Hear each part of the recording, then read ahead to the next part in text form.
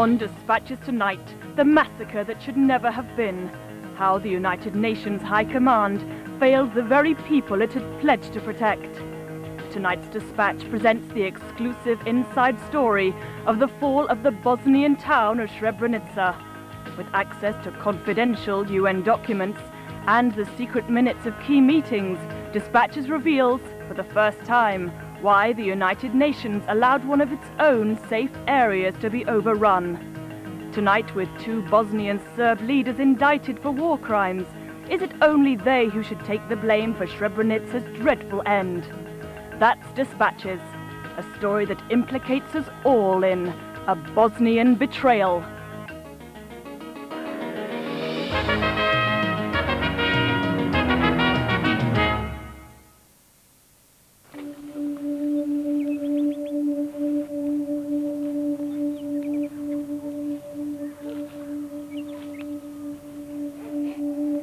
Investigators from the International War Crimes Tribunal examine mass graves around Srebrenica.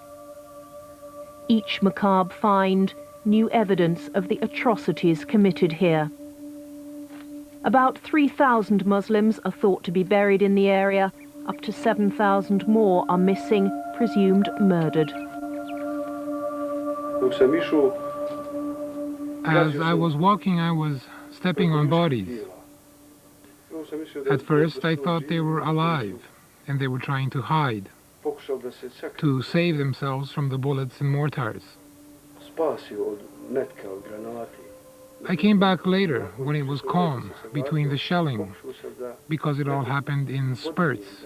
The shelling came in waves. I tried to pick someone up, to see if I recognized them, if I knew anyone. And then I realized that all their limbs were separate.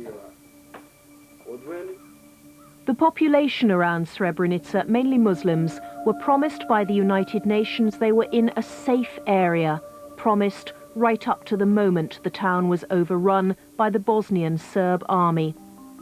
Its commander, General Ratko Mladic, has been charged with war crimes, including Srebrenica, along with his political master, Radovan Karadzic. But tonight, Dispatches asks whether these men, the military and political commanders at the United Nations, share any of that responsibility. The evidence against them and the governments behind them comes not from graves, but secret documents. In an investigation over many months, Dispatches uncovered huge numbers of intelligence briefings and confidential reports. They level serious charges. Could the UN have prevented the attack on Srebrenica and protected the population? They did neither. We did not go there to stop the war, for which we did not have a capability nor a mandate. We went there at the wish of the international community, which only wanted to limit and contain the conflict, not to eradicate it. Srebrenica died a slow death. By the spring of '93, the town was totally encircled by the Bosnian Serb army. They'd captured most of the nearby villages. Now they were tightening their stranglehold on Srebrenica itself. For almost a year, the town was under siege. The Bosnian Serbs had swept across vast areas of Bosnia. In the east, only 3 pockets remained under Muslim government control, and a tidal wave of refugees headed for those last few places of safety. Srebrenica's normal population was 8,000. The flood of refugees meant up to 60,000 people were crammed into the town and starving. The international community sent truckloads of food, but the Bosnian Serbs refused to let the convoys through. Furious at the Serbs' bloody-mindedness, the UN's military commander in Bosnia embarked on a personal crusade. I have myself the intention to go in Srebrenica in order to see what we can do there. Driving at night, Morion's small convoy, soldiers and aid workers, managed to dodge the Serb lines and reach the besieged town. All along the road into town, there were dozens, hundreds of women, children, old people, sitting in the snow, burning wooden boxes, trying to find a bit of warmth. It was silent. There was an atmosphere of death, despair. They were desperate at that moment. The town knew he was their only hope. When he tried to leave, women and children blocked his path. The general climbed onto his vehicle and made the people of Srebrenica a solemn promise. TV pictures that went round the world, words that should now haunt the world.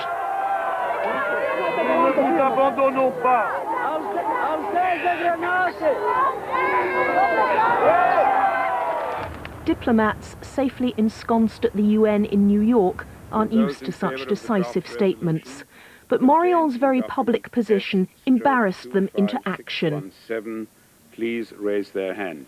The Security Council declared Srebrenica and 5 other enclaves to be safe areas. They would send in peacekeeping troops to ensure the Serbs respected that.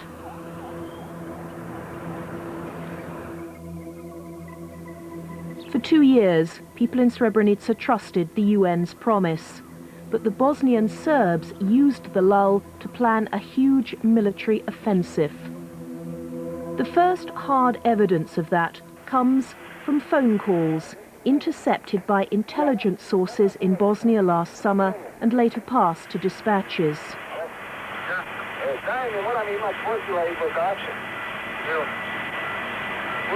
The vehicles are to bring military supplies into Bosnia from Serbia.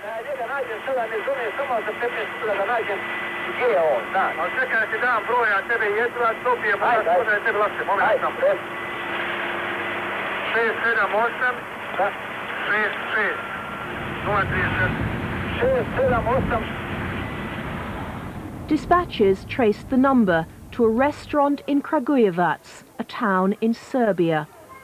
Using the phone, Mirko Krajšnik, a logistics officer with the Yugoslav National Army, which is now under Serbian control. Why here? The restaurant is next to a huge munitions factory, which we won't show to protect sources still working locally. Serbia agreed to a United Nations embargo on supplying the Bosnian Serbs, but these invoices prove bombs, explosives, ammunition left Kragujevac for Bosnia.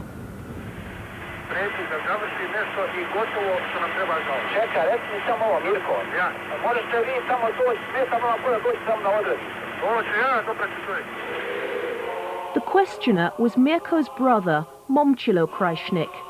He's number 2 to Radovan Karadzic and Speaker of the Bosnian Serb Parliament.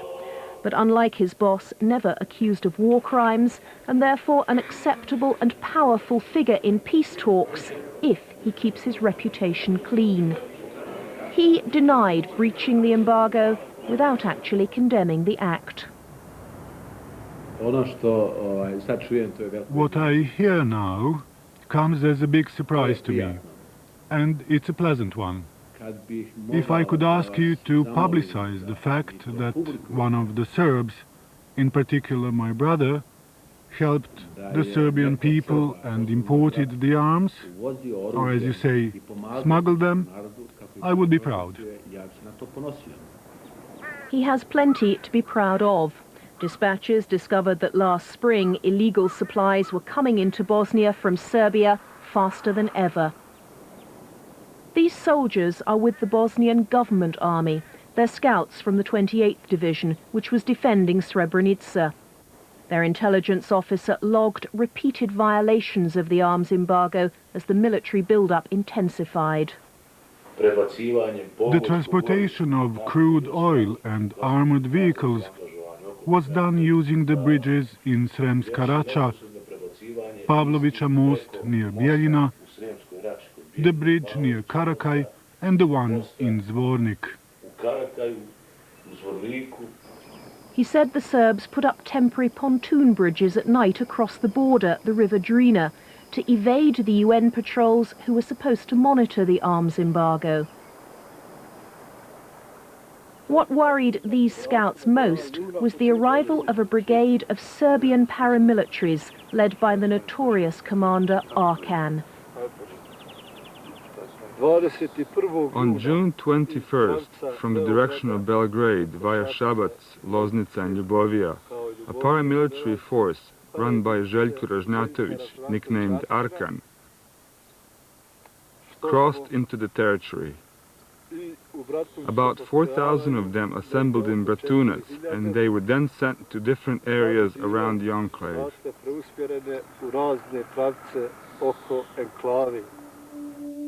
The secret documents dispatchers uncovered confirmed the United Nations knew this too. Arkan's brigade are accused of murder and rape wherever they go. The UN military observers who filed daily briefings on the safe areas realized the chilling significance. Any attempt to clear an enclave would probably be manpower intensive and require commitment as well as other less salubrious qualities. The Bosnian Serb army soldiers are not showing these qualities, so a unit like the Arkan Brigade would be necessary. The Bosnian 28th Division also spotted troops from 2 brigades of the Yugoslav National Army, the JNA. That's based in what's still called Yugoslavia, but is now little more than the Republic of Serbia. The JNA planned the Srebrenica The link with the Bosnian Serb army was confirmed to dispatchers by a highly placed NATO officer with the UN in Bosnia, who must remain anonymous. The Bosnian Serb army couldn't plan an attack like this without the Yugoslav National Army, much less survive without them. The Bosnian Serb army was not only supported by the Yugoslav National Army logistically, but you have to look at their command and control and communications. The Bosnian Serb army communications were all networked with the Yugoslav National Army, just like the SAM-6 missiles aimed at our planes. So how high did cooperation go between Serbia and the Bosnian Serbs? The answer may come from more intercepted phone calls between Bosnian Serb officers talking after the fall of Srebrenica.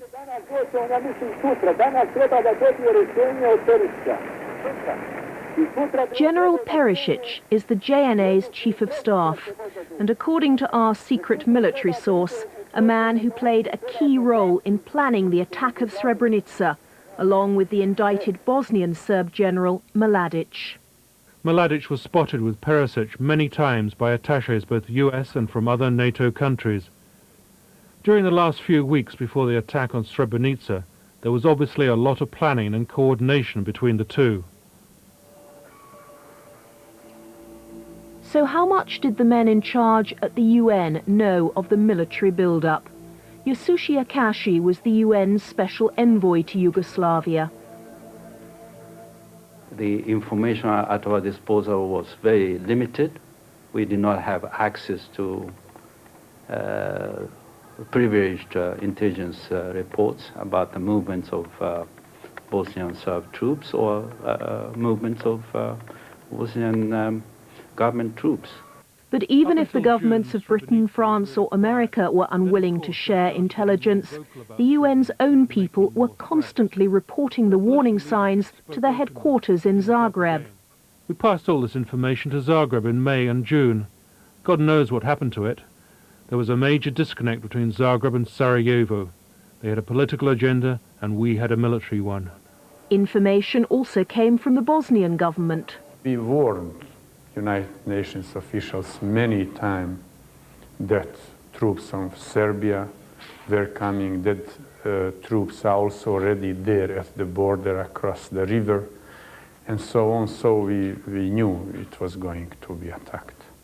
Did they give you these warnings, and if so, what did you do? They constantly gave us all kinds of warnings in all kinds of situations.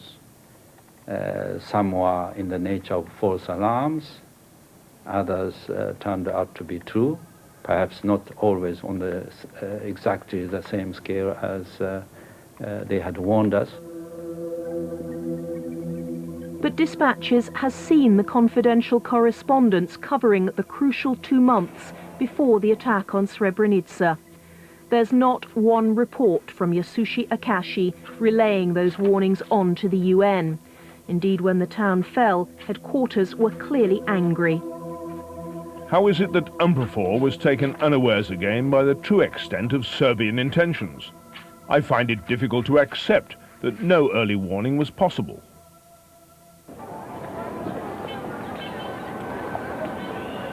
The defence of the Srebrenica safe area depended on about 450 Dutch soldiers. The UN military commanders wanted a much bigger force, but most governments, including Britain, were unwilling to risk any more of their troops. Bosnian government troops handed over their heavy weapons to the Dutch peacekeepers. The Bosnian Serbs refused. The Dutch themselves were only lightly armed. On their own, they could never stop a full-scale Serb attack. We were given an impossible mandate. We were given very insufficient resources to do the job. Our forces were very limited. As you know, we had only 450 Dutch troops. They were very courageous, efficient soldiers, but they were terribly outnumbered. The UN could always call in NATO planes as powerful backup to the small force on the ground. F-16 fighters were based a short flight away in northern Italy. And it's clear from another secret document Dispatches has seen, NATO considered airstrikes the only thing that would deter the Bosnian Serbs. For more effective support of UN operations, coalition forces must be able and willing to escalate the level of force when previous UN sanctions do not produce the desired results.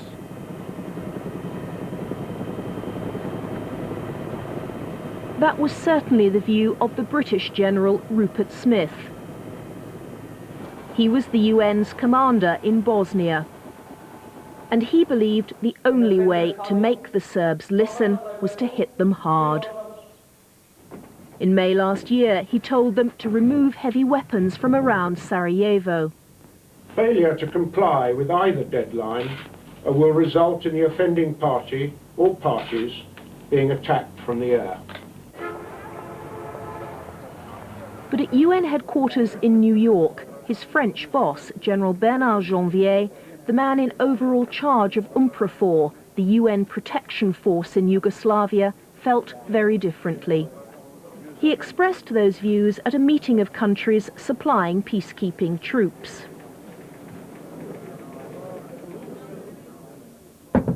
The press were excluded, but Dispatches has discovered exactly what General Janvier said. We have never the means, the structure or the specific training in combat at our disposal. We have little time ahead of us. We have to limit the risk to our troops.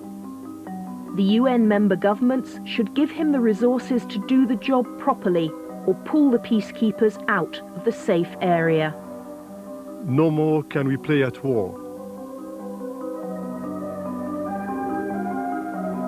America's ambassador to the UN, Madeleine Albright, didn't hide her frustration at Janvier's position. Former Yugoslavia, Bosnia and Croatia.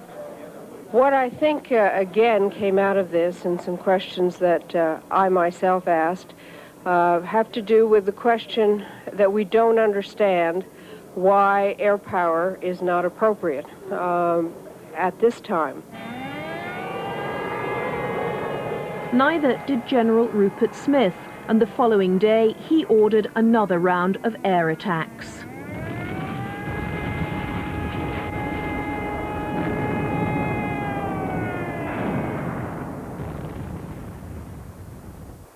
Pripadnici UNPROFOR-a, znači oni vojnici koji su dozvali NATO avione, nalaze se sada u našim rukama i The Bosnian Serbs responded by taking hostage 350 UN soldiers, mainly French, and paraded them as human shields against further air attacks.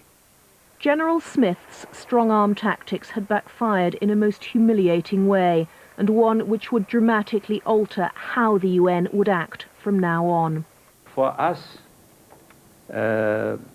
liberating our hostages was our highest priority.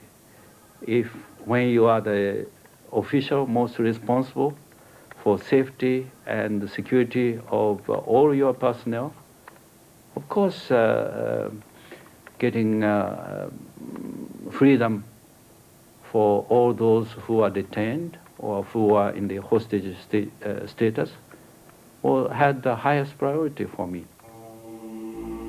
Amongst the secret documents Dispatches has seen a letter which proves how this new priority affected UN policy.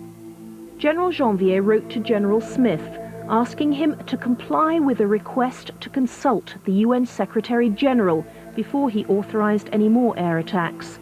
It's diplomatic jargon for saying, in future we'll give the orders, not you. General Janvier now began a series of secret meetings to resolve the hostage crisis his way. Smith was really straightforward. He said, I won't talk to the Serbs until they release all the hostages unconditionally.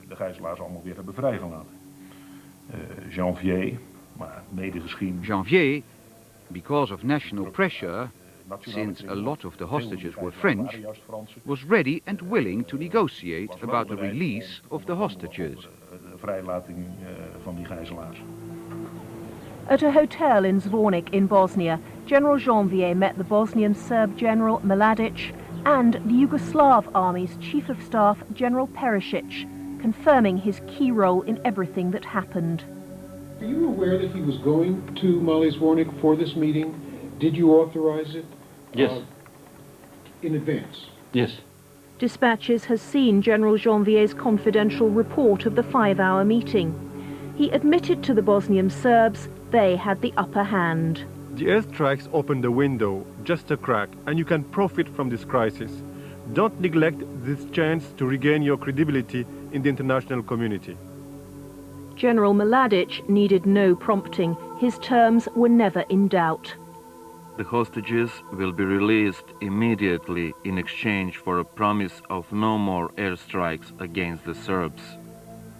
A senior French military source confirmed General Janvier had no option and no backing. Without a formal agreement being made, both sides left the table, understanding the position. I'm not aware of any such deal. And I had utmost confidence in General Janvier, his military judgment, as well as in his personal integrity. But whether there was a deal or an understanding, 5 days later, senior UN figures flew into the Croatian port of Split. Their arrivals were public. Their agenda was not. Why are you here this morning? I have nothing to say at this time. Maybe after the meeting. Can you tell us why you're here this morning? It's a routine strategy session between Mr. Akashi and General Smith and General Janvier, the force commander. It was anything but routine.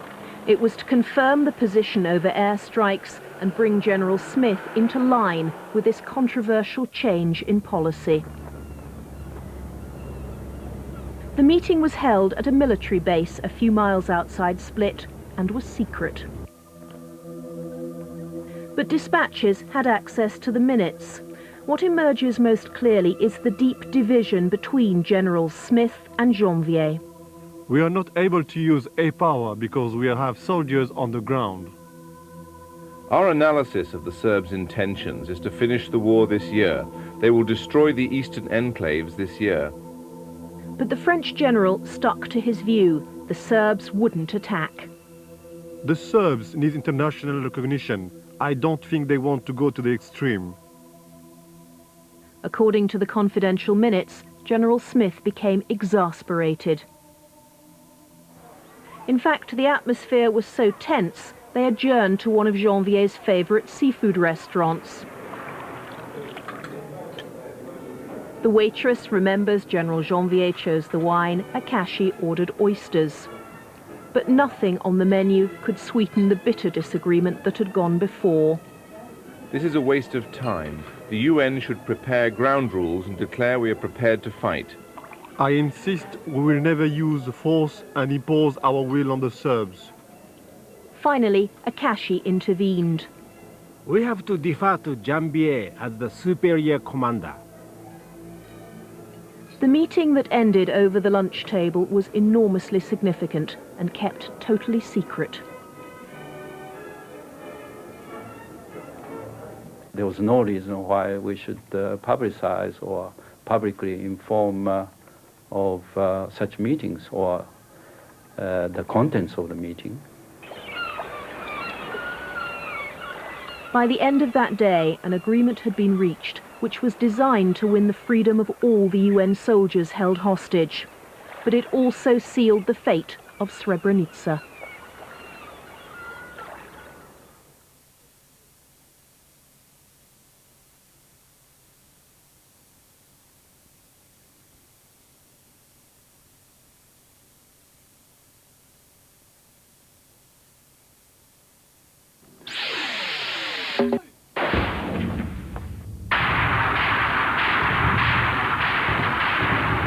The final act was beginning in the tragedy of Srebrenica.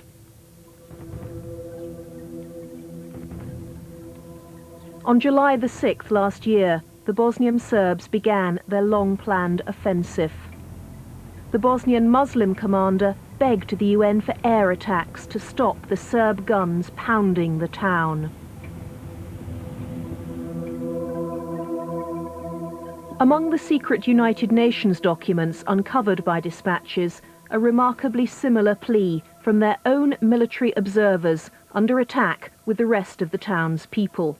If this continues, a massacre is possible. The relationship with the local population is deteriorating, and the UN is losing credibility in Bosnia. We believed in the international community that if there was a serious threat of the genocide that then happened, they would intervene, because they took on the responsibility handed to them by the Security Council to protect the area. There was a detailed procedure, Blue Sword, to launch an air attack to support UN troops under threat. The Dutch commander, Lieutenant Colonel Karremans, stranded in Srebrenica, had already put in 3 requests, this one the night of the 9th. 3 times he was told no. As far as Lieutenant Colonel Karremans' request for close air support goes, Zagreb reacted like this. Before we use the ultimate weapon, we should react first with a lower level of force.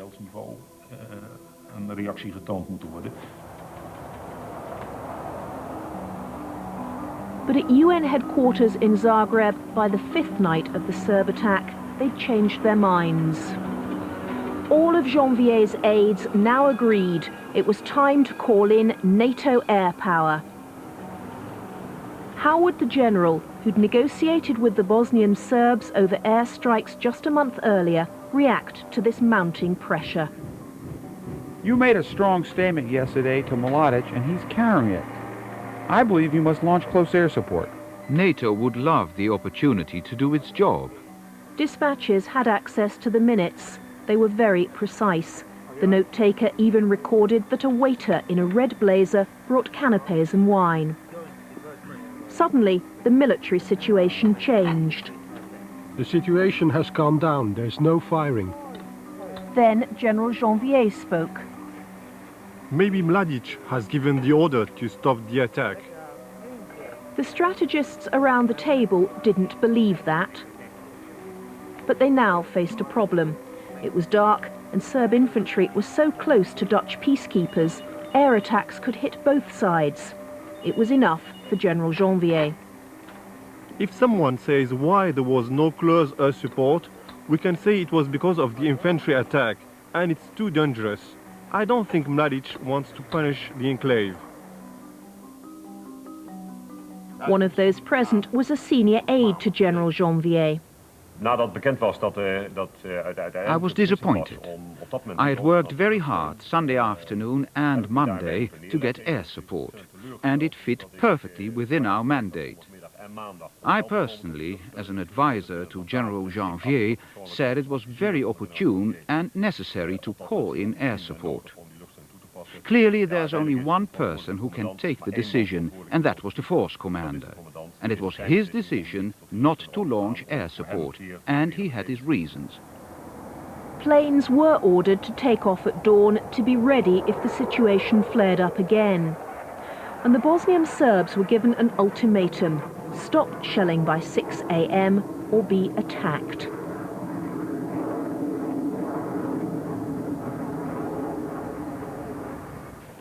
That news was passed to the commander of the Dutch battalion in Srebrenica. In the early hours of the morning, he relayed it to the town's leaders, even telling them where the targets would be.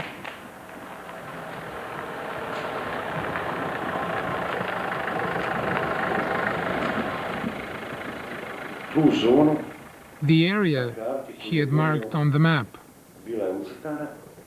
he called it a death zone.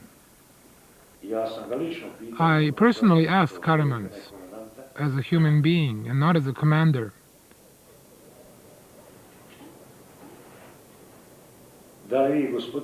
if he can promise that the attack will come. He told me he promised me as a commander and as a human being. At that moment we believed him, because he spelled out the entire plan for the attack and spelled out and emphasized the political agreement of the governments involved. Karamans also advised Commander Ramiz to move everyone out of the area, which he did.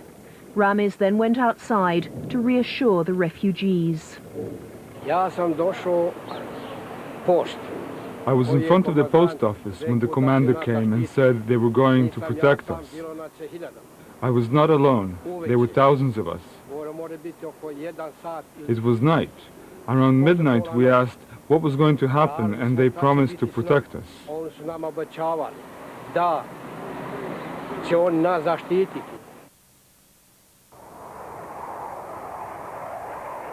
The secret operational log sheet confirms fighter planes were in the air and ready to hit targets from 6:50 a.m. onwards. F-16s circled for hours without General Janvier issuing the order to strike. They landed again mid-morning when their fuel ran out.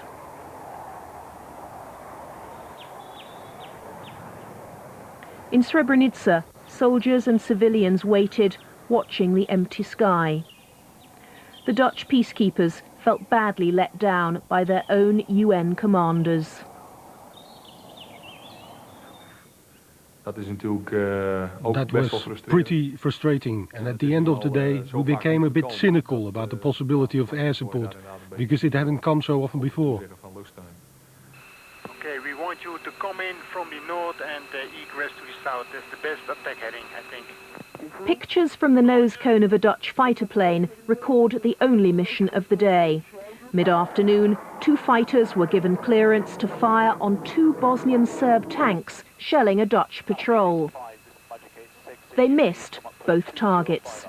So why was this the only attack that went ahead? The Blue Sword release shows General Janvier tightened the rules of engagement. He would only authorize an attack on those heavy weapons identified as shelling UN positions. There was no longer the option of a preemptive strike to stop the Serb guns firing on soldiers or civilians.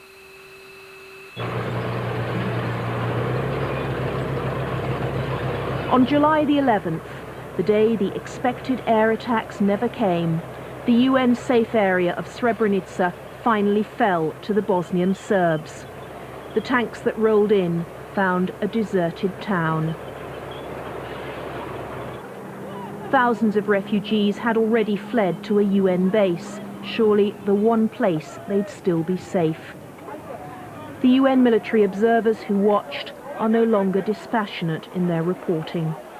Tears were in our eyes seeing the desperate displaced persons with no secure future looking at us, seeking help we cannot give them. We really lost this enclave and our heads. Even now, General Mladic was dictating terms. The Serbs would provide the buses to move the refugees and not the UN. And once again, the UN gave in. We knew if they were going to be taken by buses, they will kill them. We know what Serbs did before. Wherever they captured people, they either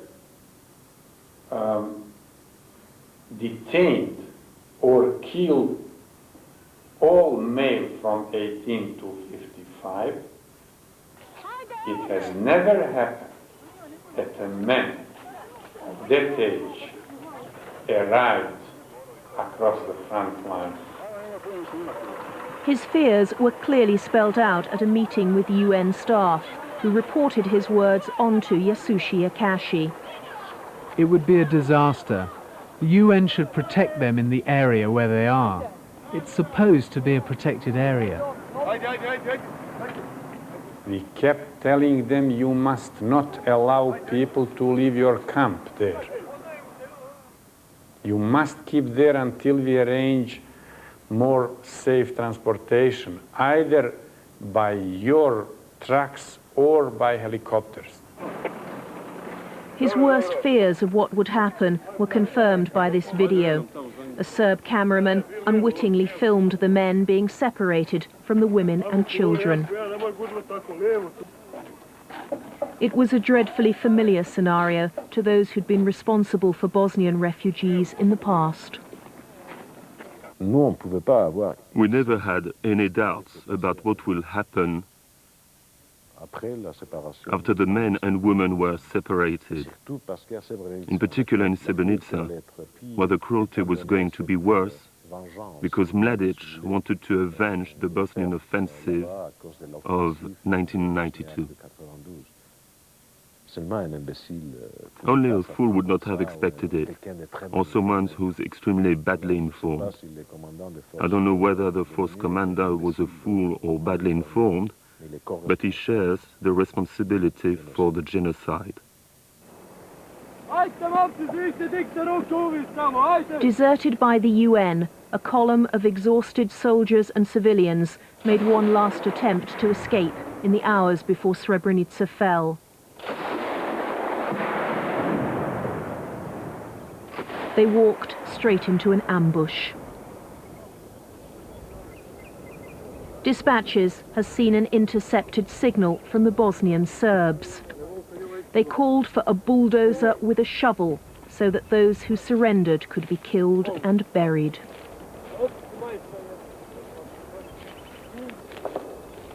For miles around, it became one huge killing field.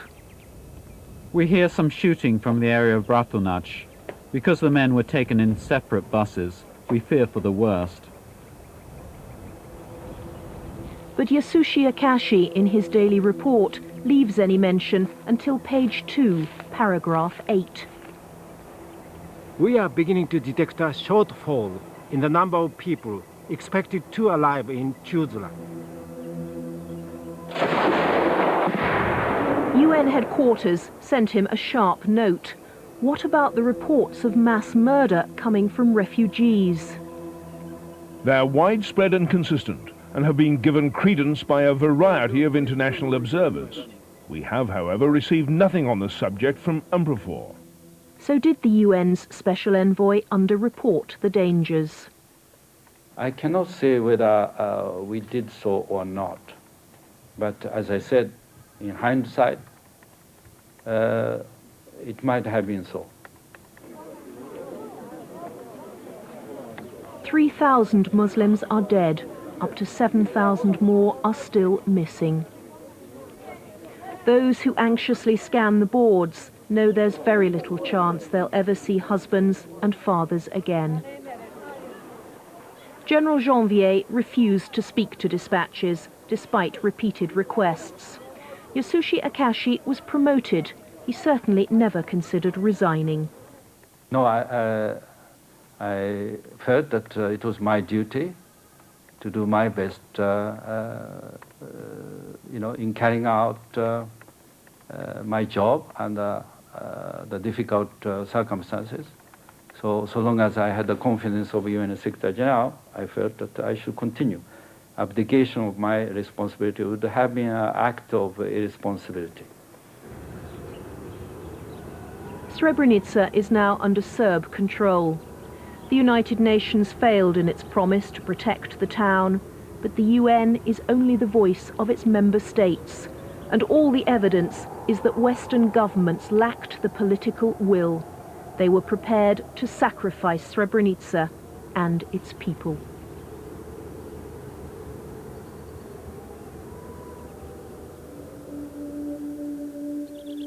It took a total of 72 hours for the Bosnian Serbs to uproot, round up, arrest, expel, and possibly kill the entire Bosnian population of Srebrenica. A week after the town fell, an American major with the UN filed his report. He was brutally succinct. A deliberate and planned execution of an ethnic cleansing operation, which UNPROFOR and the community of nations have watched with little or no response.